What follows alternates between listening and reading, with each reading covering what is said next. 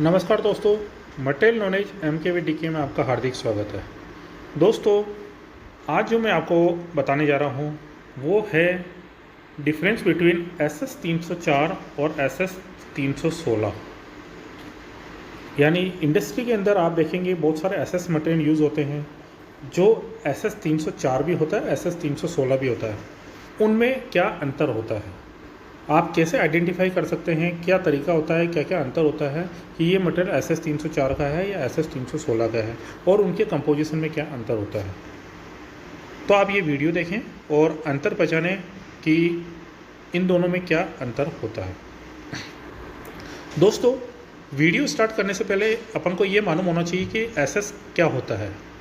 SS mean stainless steel होता है, जो एक तरह से स्टील जो होता है वो बना होता है Fe प्लस कार्बन का, और SS जो होते हैं वो बना होता है Fe plus carbon plus chromium, जो 10.5% से ज़्यादा होता है।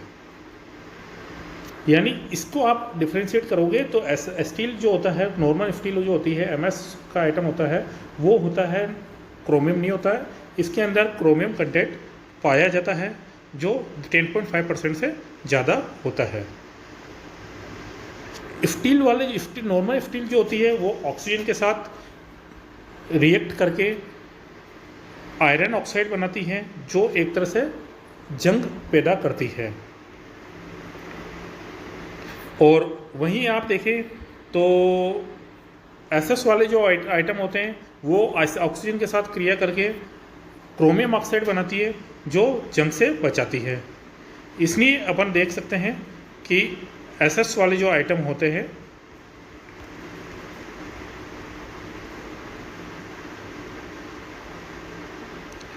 तो इससे अपन को पता पड़ गया कि SS वो अलॉय होते हैं जिसमें मिनिमम 10.5% क्रोमियम पाया जाता है।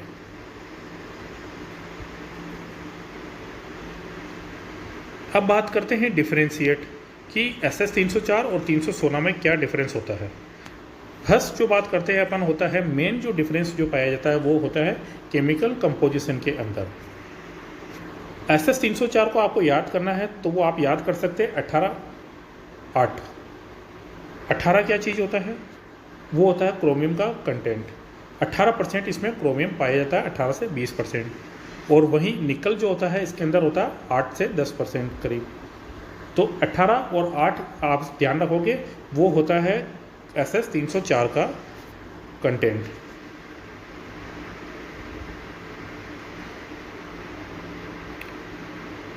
जो SS 304 होता है वो जो मोस्ट पॉपुलर होता है, अधिकतर का जगह ये यूज़ होता है। अब आप घरों के अंदर भी देखेंगे, घरों के अंदर जो SS के बर्तन में जो होते हैं, SS के जो आइटम्स यूज होते हैं वो SS 304 के अधिकतर यूज़ होते हैं। और इंडस्ट्री के अंदर जो अधिकतर जो आइटम्स यूज होते हैं वो SS 316 और SS 304 दोनों के होते हैं। लेकिन SS 316 वहाँ पाया जाता है जहाँ पे रस्ट से अपन को किसी को बचाना है और हाई टेम्परेचर का इस्तेमाल हो। तो अब SS 316 की बात करें तो SS 316 होता है 16-10, यानी इसमें क्रोमियम कंटेंट तो होता है 16% और निकल कंटेंट होता है 10%। 10 से 14% निकल होता है और क्रोमियम होता है 16 से 18%। अब ये होता है क्रोमियम होता है, निकल होता है, और इसके अंदर जो 304 और 316 से अंतर जो होता है, इसमें एक एक्स्ट्रा जो कंटेंट पाया जाता है वो होता है मोलिब्डेनम। यानी अब क्रोमियम क्या यूज़ होता है, क्रोमियम जो होता है मटेरियल को रस्ट लगने से बचाता है। निकल का यूज़ जो होता है, निकल जो होता है एलॉय के अंदर वर्सेटिलिटी प्रोवाइड करता है, जिससे इजीली वेल्ड हो सकता है कोई भी मटेरियल, और हाई टेम्परेचर ऑपरेशन। तो आपने देखा कि इसमें जो मेन डिफरेंस हो गया वो हो गया एमओ के मोलिब्डेनम के कारण, जो हाई टेम्परेचर की जहाँ पे यूज़ आता है, और क्लोराइड के जो रिगार्डिंग जो अपने रफ्ट लगता है उसके जो उसमें प्रोटेक्ट करने में काम आता है, जैसे केमिकल इंडस्ट्रीज़ के अंदर वहाँ पे यूज़ होते हैं। अब जो दूसरा डिफरेंस जो मेन होता है वो होता है टेंसाइन स्ट्रेंथ। यानी टेंसाइन स्ट्रेंथ जो होती है वो होती है it is the energy needed to split a material part और how much it can be stretch before it breaks. यानी अपन कितना मटेरियल को खींच सकते हैं जब तक कि वो टूटे नहीं। अब किसकी टेंसाइन स्ट्रेंथ कितनी क्या होती है कि SS 304 वाले जो आइटम होते हैं अगर 8 mm थिकनेस तक के होते हैं तो वो 520 से 720, 8 से 75 mm थिकनेस के 540 से 750 और 120 mm थिकनेस वाले जो होते हैं वो 500 से 700 मेगा पास्कल जो इसकी यूनिट मेजरमेंट होती है वहाँ तक यूज़ होते हैं। और SS 316 में वही अपन चेक करेंगे तो ये 530 से 680, 540 से 750 और 160 mm वाले में 500 से 700 मेगा पास्कल इसकी स्ट्रेंथ होती है। यील्ड स्ट्रेंथ क्या होता है? It is the maximum force you can apply to the metal before it changes shape permanently.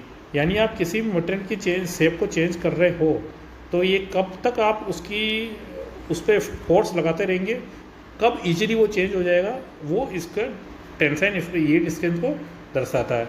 वो 304 की होती है 215 मेगा पास्कल और SS 316 की होती है 290 मेगा पास्कल। यानी इसकी जो ये जो SS 316 वाले जो आइटम्स जो होते हैं ना वो मोर सूटेबल होते हैं फॉर दी प्रोडक्ट जहाँ पे फोर्स की रिक्वायरमेंट ज़्यादा होती है।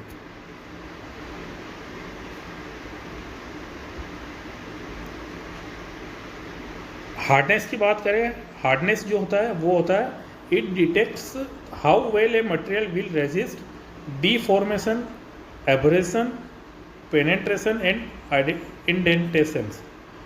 यानी कोई भी मटेरियल कितना रेजिस्ट करेगा वो हार्डनेस के ऊपर बढ़ता है।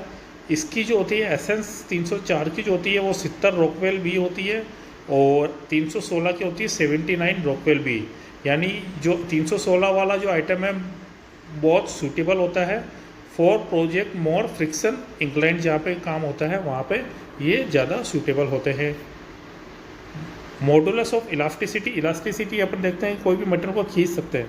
यानी it shows the relation between the stress and strain and the response of metal to deformation, जब तक वो फॉर्मेट नहीं हो जाता है, अलग नहीं हो जाता है। ये होता है 193 से 200 GPa तक होता है और GPa मतलब गीगा पास्कल। यानी SS 314 वाले आइटम जो होते हैं better response to deformation.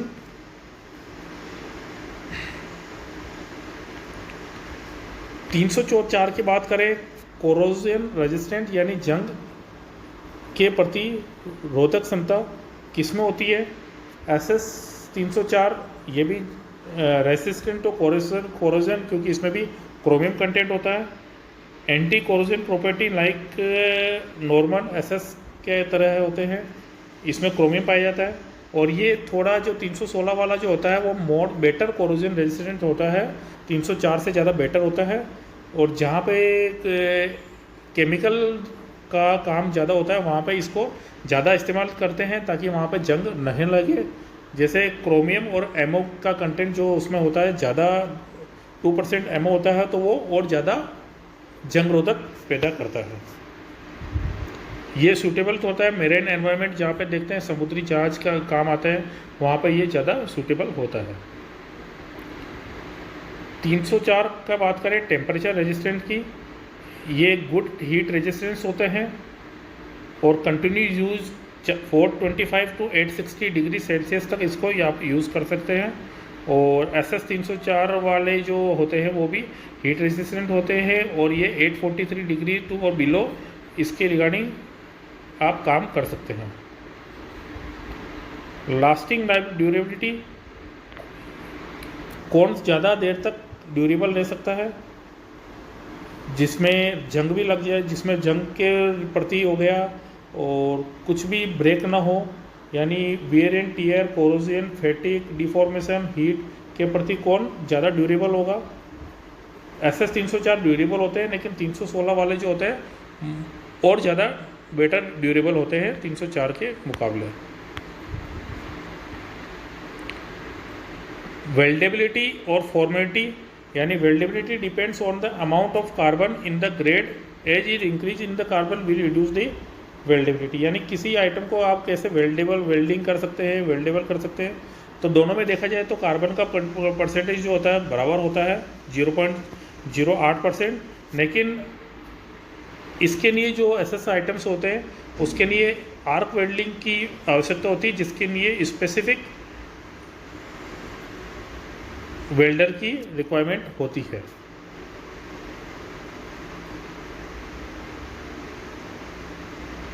Application कहाँ पे SS 304 यूज़ होता है। SS 304 किचन इक्विपमेंट जहाँ पे बर्तन होते हैं किचन वाले, वहाँ पर ये मोस्टली यूज़ किए जाते हैं। स्टोरेज टैंक्स जहाँ पे होता है वहाँ पे SS 304 का यूज़ किया जाता है, कोई मटेरियल को स्टोर करना हो जहाँ पे। वाटर पाइपिंग के अंदर आप SS 304 का मटेरियल यूज होता है। इंडोर इलेक्ट्रिकल इनक्लोजर्स जो होते हैं वहाँ पे SS 304 का यूज़ किया जाता है। और 316 जहाँ पे जैसे मेडिकल इक्विपमेंट जहाँ सर्जरी की जाती है वहाँ पे SS 316 वाले यूज़ होते हैं। केमिकल इक्विपमेंट्स में SS 316 का यूज़ किया जाता है। मैराइन इक्विपमेंट और सीमेंट प्लांट में जैसे कीलल में होता है वहाँ पे इसका यूज़ किया जाता है।